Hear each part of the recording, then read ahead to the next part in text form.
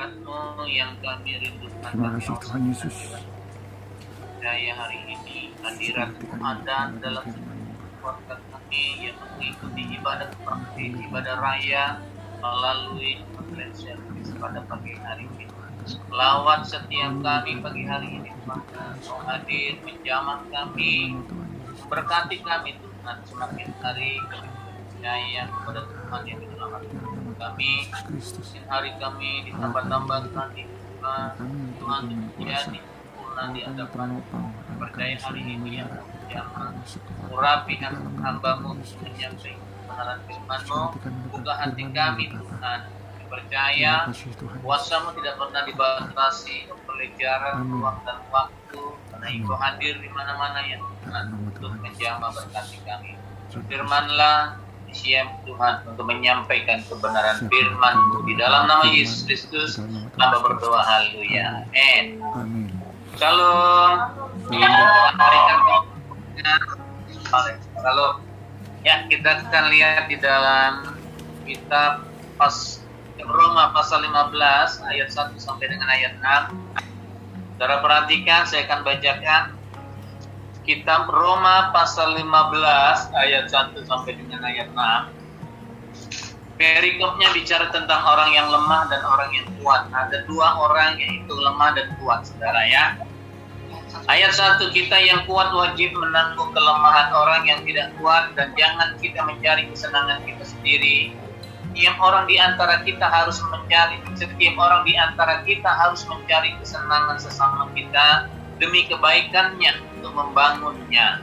Karena Kristus juga tidak mencari kesenangannya sendiri, tetapi seperti ada tertulis kata-kata cercaan mereka yang mencerca engkau telah mengenai aku, sebab segala sesuatu ditulis dahulu, telah dituliskan untuk menjadi pelajaran bagi kita, supaya kita teguh berpegang pada pengharapan oleh ketekunan dan penghiburan dari kita ini. Semoga Allah yang adalah sumber ketekunan dan penghiburan mengaruniakan kerukunan kepada kamu sesuai kehendak Kristus Yesus, sehingga dengan satu hati dan satu suara kamu memuliakan Allah dan Bapa Tuhan kita Yesus. Bapak Ibu Saudara, kalau kita baca dalam perikop ini ada dua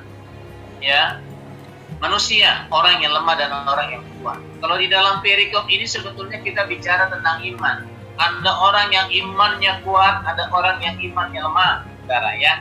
Ada orang yang percaya semakin hari semakin percaya dengan Tuhan, tetapi ada orang yang imannya semakin hari di tengah persoalan justru mereka melemah, saudara. Ingatkan oleh firman Tuhan pada pagi hari ini, Alkitab katakan ada beberapa hal yang kita belajar hari ini. Kita yang kuat wajib menanggung kelemahan orang yang tidak kuat, saudara. Bahwa orang yang punya iman yang kuat itu, orang yang percaya sungguh-sungguh kepada Tuhan, Tuhan katakan di sini harus menanggung kelemahan orang lain, orang yang tidak kuat. Artinya apa? Kita harus sabar, saudara. Orang mengingatkan kita supaya apa? Supaya orang yang imannya lemah bisa dikuatkan, saudara. Karena iman itu tidak pernah kelihatan, Iman itu adalah perbuatan bagaimana kita bisa percaya di tengah persoalan yang sedang terjadi. Oleh karena itu Alkitab ajarkan kalau kita yang kuat wajib untuk menanggung kelemahan orang yang tidak kuat. Kalau konteks dalam ayat ini bicara tentang iman, saudara. Tetapi bukan hanya iman di tengah persoalan yang hari ini. Saya yakin sekali bahwa COVID-19 ini iman setiap umat manusia harus dikuatkan. Orang yang kuat harus apa? Menanggung kelemahan iman-iman yang tidak kuat. Artinya kita ingatkan mereka, kita berikan motivasi di dalam iman, bahwa percaya kepada Yesus pasti akan ada jalan. Nah, inilah yang Tuhan ajarkan. Kita yang percaya sungguh-sungguh harus mengajarkan, mengingatkan kepada orang-orang yang lemah iman. Tapi di dalam konteks ini bukan hanya iman, tetapi kita mau belajar lebih daripada iman. Kenapa? Karena iman itu adalah perbuatan kita, saudara. Iman adalah langkah hidup kita di dalam persoalan. Kalau kita sudah mengajarkan iman setiap saudara-saudara kita yang lemah, dikuatkan untuk percaya bersandar kepada Tuhan, tetapi kita juga harus melakukan sesuatu yang lebih baik. Alkitab katakan yang kuat wajib menanggung yang lemah. Saya percaya hari-hari ini banyak orang semakin hari semakin lemah. Ya, banyak orang di luar sana semakin hari semakin ragu imannya kepada Tuhan. Semakin hari di tengah masalah tekanan, saudara. Inilah kalau kita memang merasa kita orang-orang yang kuat, kita orang-orang yang merasa diberkati oleh Tuhan. Saya percaya bukan merasa lagi, kita pasti diberkati Tuhan. Amin. Amin. Oleh karena itu Alkitab katakan kalau kita yang kuat, kita yang diberkati, kita belajar untuk apa? Menanggung kelemahan orang yang tidak kuat. Saudara, ini tanggung jawab dari siapa? Dari umat manusia yang percaya kepada Tuhan. Ini tanggung jawab kita yang diberkati oleh Tuhan. Saudara, kalau kita diberkati Tuhan, bukan kita harus menjadi seorang pengusaha. Kalau kita diberkati Tuhan, bukan harus sukses. Kita diberkati hari-hari kita dicukupkan, bahkan kita lebih. Kita belajar untuk apa? Menanggung kelemahan orang yang lemah. Saudara, Tuhan ajarkan di tengah masalah bangsa-bangsa yang ada bahkan di Indonesia ini untuk apa? Untuk yang lemah diberikan apa? Supaya yang kuat menanggung kelemahan tidak kuat. Saudara, semua manusia ini adalah ciptaan daripada Tuhan Yesus. Saudara, kalau kita mengasihi Tuhan, kalau kita punya kasih daripada Tuhan, kalau kita punya iman yang benar kepada Tuhan, maka kita pasti orang-orang yang bisa menanggung kelemahan orang. Amin. Amin. Kita mampu untuk apa? Menanggung kekurangan orang lain. Kita mampu untuk menanggung kelemahan orang lain. Kenapa? Karena di tengah kesulitan ekonomi yang terjadi ini ada orang-orang yang dipercayakan oleh Tuhan, saudara. Ada orang-orang yang Tuhan memberkati. Ada orang-orang yang memang Tuhan khususkan, saudara. Tetapi biarlah kita menjadi orang yang percaya kepada Tuhan, orang yang percaya dengan sungguh-sungguh bahwa apa yang kita dapat daripada Tuhan adalah apa? Untuk menjadi berkat. Saya percaya hari-hari yang kita butuhkan apa ini? Kesehatan, perlindungan daripada Tuhan.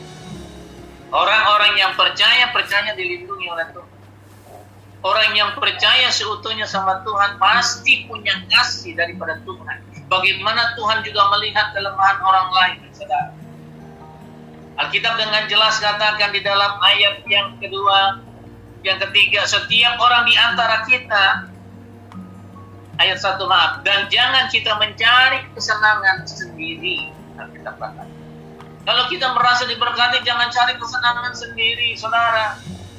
Kalau kita hidup di dalam kebaikan, bahkan kelebihan yang datangnya daripada Tuhan, jangan pernah kita mencari kesenangan sendiri, saudara.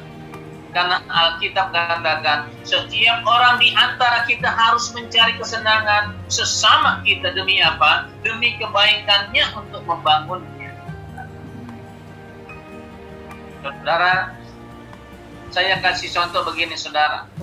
Ada seorang anak Tuhan yang dalam kesulitan luar biasa, saudara. Dia hanya bisa berdoa kepada Tuhan. Dia nggak pernah bersandar kepada manusia. Dia hanya berdoa dan berdoa, menjerit dan menjerit, saudara. Hari ini dia nggak mendapat makan. Hari ini besok dia nggak mendapat makan. Hari ketiga dia nggak pernah mendapat makan. Tapi jeritannya itu didengar oleh Tuhan, dan Tuhan dan ada anak Tuhan yang diberkati Tuhan tidak dengan berkat yang berkelimpahan, tapi dia digerakkan oleh Tuhan untuk menjadi apa? Berkat. Kenapa? Karena dia melakukan apa yang difirmankan Tuhan.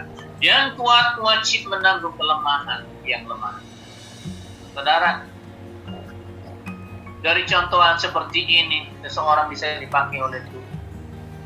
Waktu hatinya terbuka oleh Tuhan, maka Tuhan bekerja, memiliki hati yang mengasihi Tuhan. Orang yang mengasihi Tuhan berarti mengasihi sesama.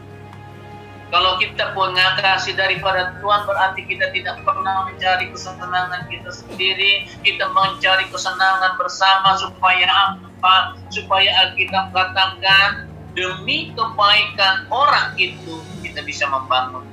Artinya apa, saudara? Bahwa apa yang diimani mengimaninya nyata di hadapan Tuhan. Kenapa? Karena kita yang menjadi anak di hadapan Tuhan menjadi berkat buat apa? Buat yang lemah, buat yang kekurangan, bahkan buat yang tidak berdaya sama sekali. Saudara yang dikasihi Tuhan Yesus, di dalam ayat yang ketiga, yang kedua saya mau katakan begini. Karena Kristus juga tidak pernah mencari kesenangannya sendiri, tetapi seperti ada tertulis kata-kata cercaan mereka mencerca Yesus telah mengenai aku. Artinya apa, saudara? Bahwa yang kedua ini Kristus sendiri tidak pernah mencari kesenangan sendiri, saudara. Kalau saudara perhatikan ada perbedaan yang jauh antara Tuhan dengan kita, ya.